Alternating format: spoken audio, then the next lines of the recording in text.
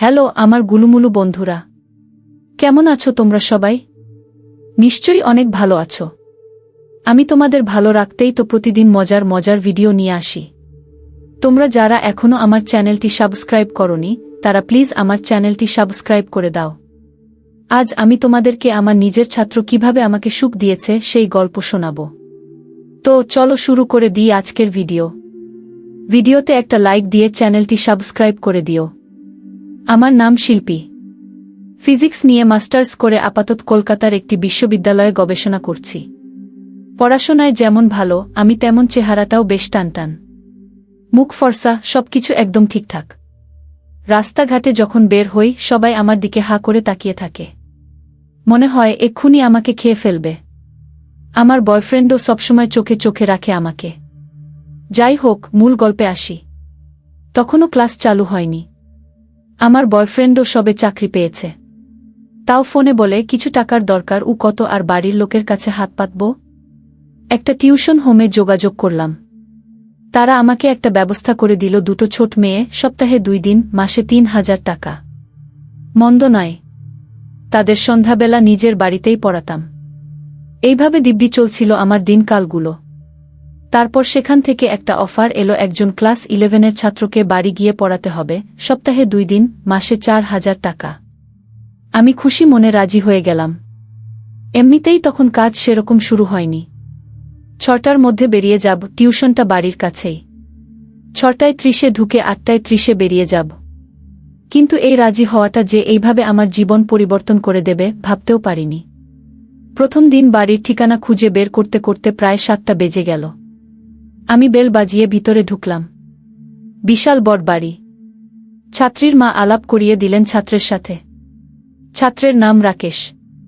তখন সেভাবে লক্ষ্য করিনি, আর 5টা 16 থেকে 17 বছরের ছেলের মতন মনে হল, তবে কিছুটা স্বাস্থ্যবান। ছাত্রের মা নমিতা দেবী বললেন, দেখুন শিল্পী, আমার ছেলে কিছুটা অমনোযোগী, খুব ব্যাচে পড়ে তেমন সুবিধা করতে পারছি না, তাই আলাদা কেয়ার করার দরকার। সেজন্য আপনাকে রাখা। আপনি 1 মাস পড়ান প্রথমে। যদি আপনার পড়ানোর ধরন ভালো হয় বা ওকে পড়াতে ভালো মনে হয়, তবে অথবা যদি আপনার মনে হয় ওকে পড়াতে পারবেন, সেক্ষেত্রে আপনাকে দায়িত্ব নিতে হবে HSC পর্যন্ত ওকে পড়ানোর জন্য। ভদ্রমহিলার স্পষ্ট কথা বলার ধরন আমার অনেক পছন্দ হল। আমি বললাম, বেশ দিদি, আমি চেষ্টা করব।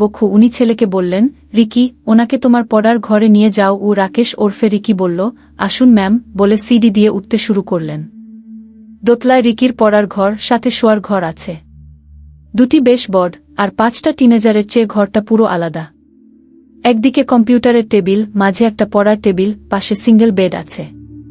টেবিলের 2 দিকে আমরা 2 জন বসে পড়লাম। আজ বেশিক্ষণ পড়াবো না। একে তো প্রথম দিন, তার উপর দেরি হয়ে গেছে। আমি পরের সপ্তাহ থেকে 30 মিনিট বেশি করে পড়িয়ে 1 মাসের সময়টা মেকআপ করে দেব। বিত্তবান মানুষরা এসব ব্যাপারে একটু খুঁতখুঁতে হন, জানি। তাই এসব কথা তোলার সুযোগই দিলাম না।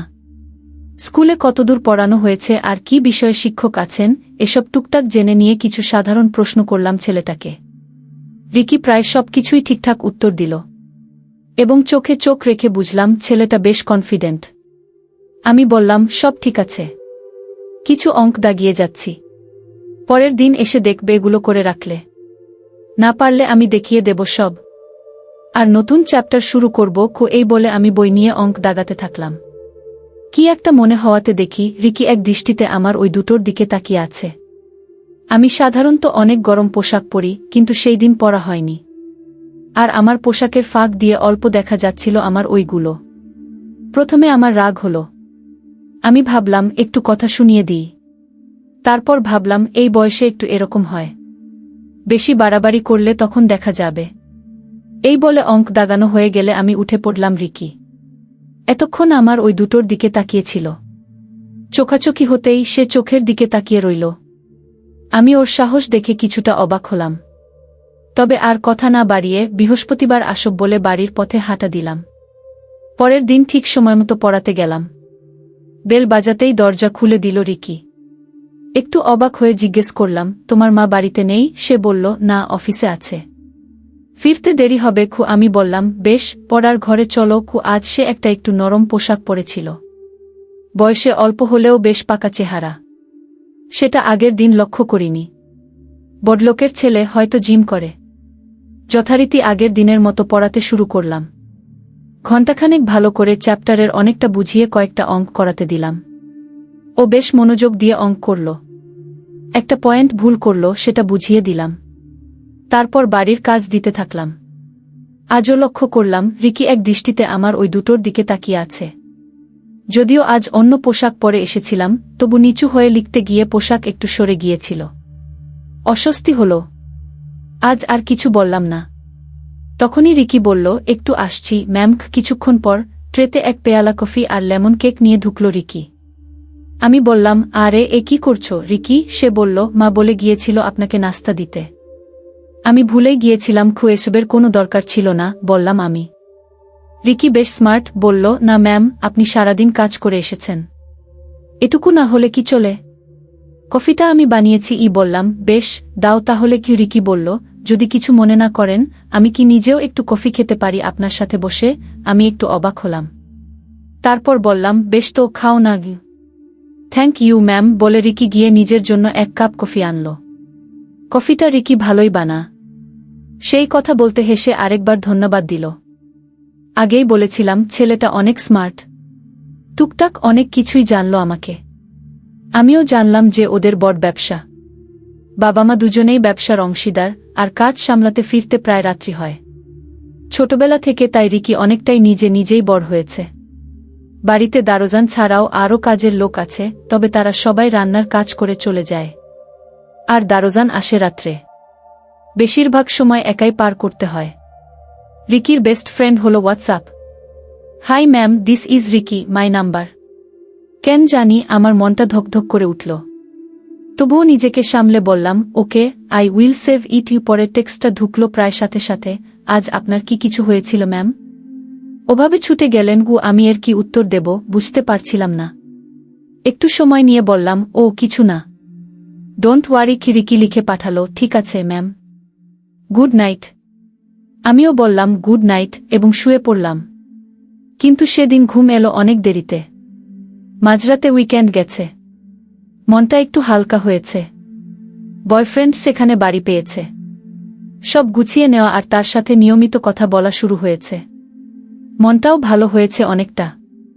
বুঝতে পারি একাকিত্বে ভুগছিলাম হয়তো, তাই সেদিন ঘটনাটা ওইভাবে রিয়াক্ট করেছি। তাও সোমবার আসাতে মনে একটু হলেও ধুকপুকানি শুরু হলো। ক্যাম্পাস থেকে রিকিদের বাড়িতে গিয়ে বেল বাজালাম। আজ রিকির মা দরজা খুলে দিলেন। আমি একটু নিশ্চিন্ত হলাম। আজকে কিছু স্বাভাবিক ছিল। কাজের লোক এসে কফি দিয়ে গেল। ফেরার সময় রিকির মা বললেন, রিকি আপনার পড়া অনেক পছন্দ করেছে, তাই আপনি ওকে 2 বছর দেখুন। আমি বললাম, চেষ্টা করব যথাসাধ্য। তারপর উনি আমার হাতে একটা খাম ধরে দিয়ে বললেন, এটাতে এই মাসের বেতন আর সামনের মাসের অগ্রিমটা আছে। আমি একটু লাজুক হয়ে থ্যাংক ইউ বলে বাড়ি ফিরলাম। গুনে দেখি 8,000 টাকা আছে। অনেক খুশি মনে বয়ফ্রেন্ডকে জানালাম। ও একটু টিজ করে বলল, এরকম চললে কয়েকদিন পর তো আমার থেকেও বেশি টাকা রোজগার করবে। আমি ধমক দিয়ে শুয়ে পড়লাম। তখনই হোয়াটসঅ্যাপে রিকির টেক্সট ঢুকল, গুড নাইট। আমিও রিপ্লাই দিয়ে দিলাম। এভাবেই চলতে থাকল। রিকিকে পড়ানো। প্রায় দুবেলায় টেক্সট করত রিকি। কখনো বয়ফ্রেন্ড বিজি থাকলে রাতে আড্ডাও দিতাম। ছেলেটা কথা বলতে জানে। টুকটাক ফরওয়ার্ড জোকস ও পাঠাতে থাকলো আমাকে, আমিও রিপ্লাই করতাম। এইভাবে আমরা অনেকটাই সহজ হয়ে গেলাম। রিকি ক্লাসটা এসে ভালো করতে থাকল। একদিন রাতে চ্যাট করতে করতে হঠাৎ একটা মেসেজ পাঠালো রিকি। বেশ মজার ছিল, কিন্তু আমি অনেক রাগ দেখিয়ে বললাম, এইসব কি? কে পাঠাচ্ছে তোমাকে? আর আমাকে এবার বা কেন পাঠাচ্ছে? রিকি বলল, সরি ম্যাম, ভুল হয়ে গেছে, ফরওয়ার্ড গেছে। আমি বললাম, ছি, তুমি এমন ছেলে আগে জানতাম না তো। কাদের সাথে মিশো? এমন হলে তোমার মাকে জানাতে হবে। রিকি প্রায় সাথে সাথে ফোন করে ধরব কি না ভেবে ধরলাম। গলা শুনে বুঝলাম একটু ঘাবড়ে গেছে। বলছে, প্লিজ ম্যাম, এমন করবেন না, বাপি আমাকে আস্ত রাখবে না। আমি রিকির কথা শুনে ওকে বললাম, তুমি ঠান্ডা হও। শুনে রিকি কিছুটা শান্ত হল। তারপর ফোন রেখে দিল। কিন্তু চ্যাটে কথা চলতেই থাকল। ওকে চুপ করানোর জন্য বাধ্য হয়ে বললাম, তোমাদের বয়সে এরকম একটু সবাই করে। আমার বন্ধুরা আমাকে পাঠায় বলে ওকে আমিও একটা ফরওয়ার্ড করলাম, এটাই হয়তো আমার জীবনের সবচেয়ে বড় ভুল ছিল। এরপর থেকে রিকি অমন টাইপের মেসেজ পাঠাতে থাকলো আমাকে। আমি কখনো ফরওয়ার্ড করতাম। দিনের পর দিন মেসেজগুলো আরোর হতে থাকল। আমি কেন জানি স্রোতের সাথে ব্যাপারটাকে বইতে দিলাম। তবে রিকি পড়ানোর সময় আমার ওই দিকে তাকানো ছাড়া আর কোনো খারাপ কাজ করেনি। কিন্তু ব্যাপারটা বাড়তে শুরু করল সেদিন যেদিন আমি শাড়ি পরে ওকে পড়াতে গেলাম।